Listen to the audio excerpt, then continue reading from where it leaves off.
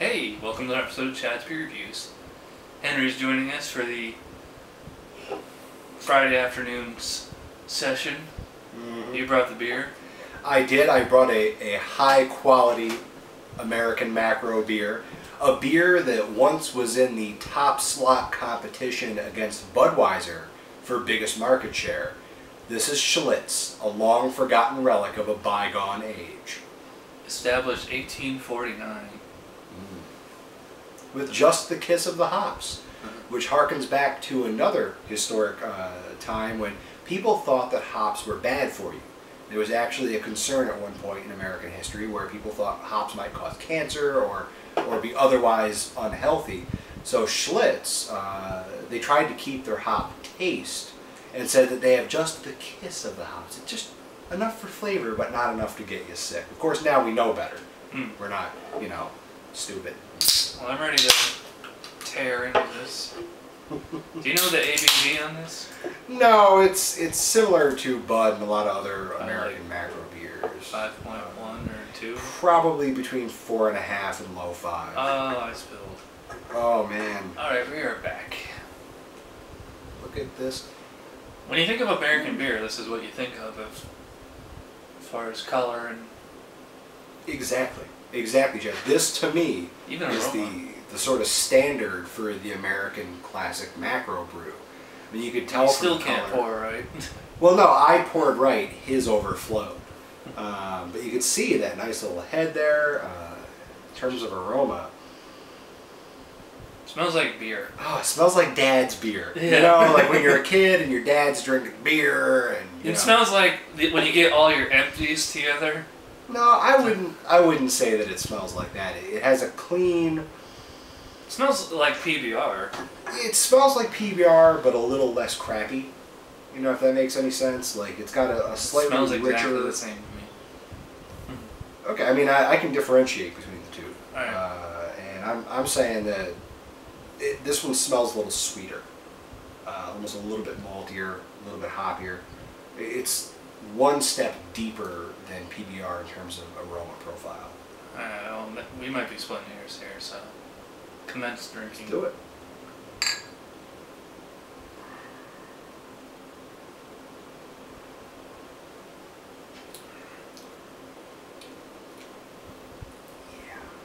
It doesn't have the adjunct, astringent taste that PBR does.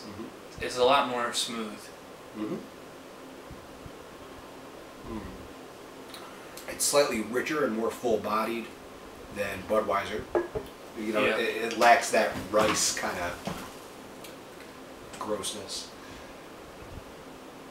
But it is every bit the American macro brew, right? Yeah, there is kind of a sweetness to it. Yeah. You get that kiss of the hops. It's very smooth. I thought most of these macro lagers, they tend to be very crisp. This one is, I mean, it's... Looking at it, it's actually rather tepid, but like there's no crackle or crisp. It's it drinks like an ale. It reminds me of like Jenny Cream. Yeah. Jenny Cream, I would say, is similar to this in a lot of ways. I'd have to do them back to back, but did we do Jenny Cream? I did it with Kevin. Nice. This is refreshing.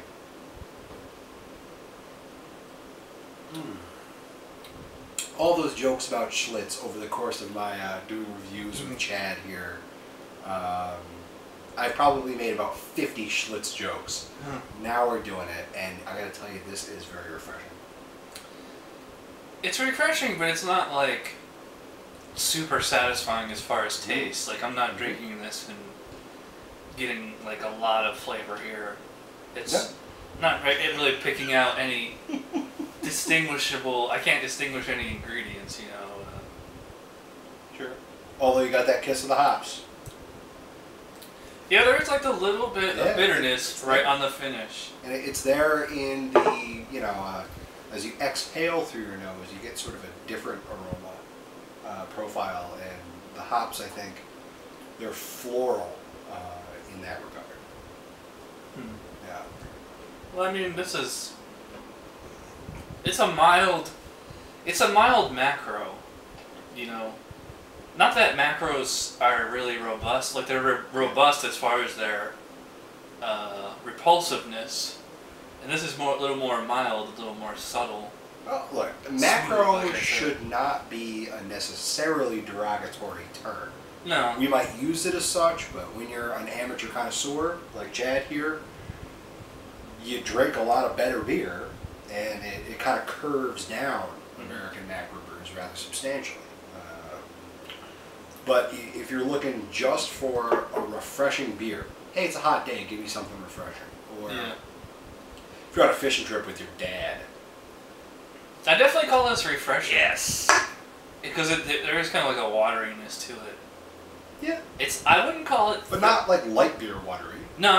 Yeah, like it's not like thin in the mouth. It's, but it's just like a kind of, it's drinks like water because it is refreshing, I'll give it that.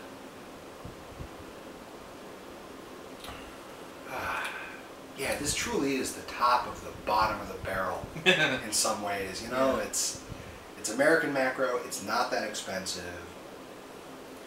I'm gonna go 5 on this one. Yeah, see, this is a 5. I almost want to give it a 6 because it stands out as really kind of one of the best American macro brews, but yeah, and I do like it better than PBR. Right. Because it doesn't have that astringency or whatever. Like there's, I don't know if they didn't say if they use corn or rice or whatever. No idea.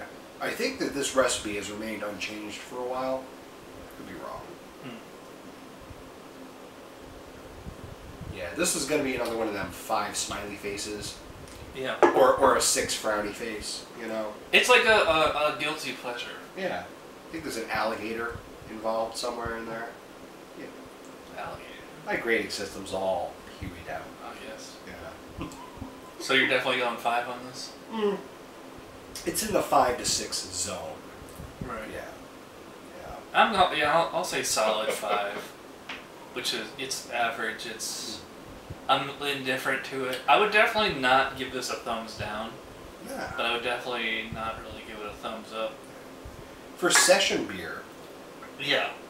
Especially at the price. How much is Schlitz I run? don't remember. Pretty cheap though. Yeah, I mean it might be a little bit more than Bud. As Bud has a cheap in the old Bud Schlitz war, Bud won. They got the market share. Schlitz eventually dropped in popularity, and now people don't have it that often. Alrighty. An American standard,